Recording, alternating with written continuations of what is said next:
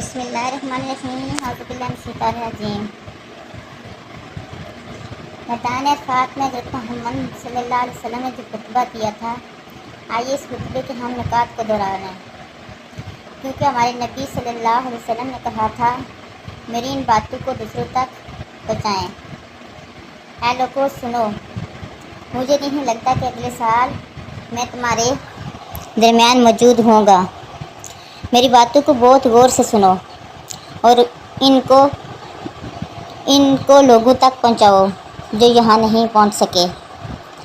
اے لوگو، جس طرح یہ آج کا دن، یہ مہینہ اور یہ جگہ عزت اور حرمت والے ہیں، بالکل اسی طرح دوسرے مسلمانوں کی زندگی عزت اور مال حرمت والے ہیں۔ تم اس کو چھیڑ نہیں سکتے۔ لوگوں کے مال اور امانتیں ان کو واپس کرو، کسی کو تنگ نہ کرو، کسی کا نقصان نہ کرو، تاکہ تم بھی محفوظ رہو۔ یاد رکھو، تم نے اللہ سے ملنا ہے اور اللہ تم سے تمہارے اعمال کی بابت سوال کرے گا۔ اللہ نے سود کو ختم کر دیا ہے، اس لیے آج سے سارا سود ختم کر دو۔ تم عورتوں پر حق رکھتے ہو اور وہ تم پر حق رکھتی ہیں۔ جب وہ اپنے حقوق پورے کر رہی ہیں، تم ان کی ساری ذمہ داریاں پوری کرو۔ عورتوں کے بارے میں نرمی کا رویہ قائم رکھو، کیونکہ وہ تمہارے شراکت دار، پارٹنر اور بے لوث خدمت گزار رہتی ہیں۔ کبھی زنا کے قریب مت جانا۔ اے لوگو، میری بات غور سے سنو، صرف اللہ کی عبادت کرو، 5 فرض نمازیں پوری کرو، رمضان کے روزے رکھو اور زکوٰۃ ادا کرتے رہو۔ اگر استطاعت ہو تو حج کرو۔ زبان کی بنیاد پر، رنگ نسل کی بنیاد پر تعصب میں مت پڑ جانا۔ کالے کو گورے پر اور گورے کو کالے پر، عربی کو اجمی پر اور اجمی کو عربی پر کوئی فوقیت حاصل نہیں۔ ہر مسلمان دوسرے مسلمان کا بھائی ہے۔ تم سب اللہ کی نظر میں برابر ہو۔ برتری صرف تقویٰ کی وجہ سے ہے۔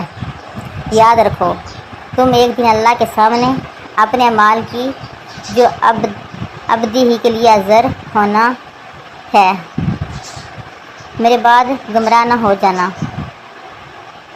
یاد رکھنا، میرے بعد کوئی نبی نہیں آنے والا، نہ کوئی نیا دین لایا جائے گا۔ میری باتیں اچھی طرح سے سمجھ لو۔ میں تمہارے لیے 2 چیزیں چھوڑ کے جا رہا ہوں، قرآن اور میری سنت۔ اگر تم نے ان کی پیروی کی تو کبھی گمراہ نہیں ہوگے۔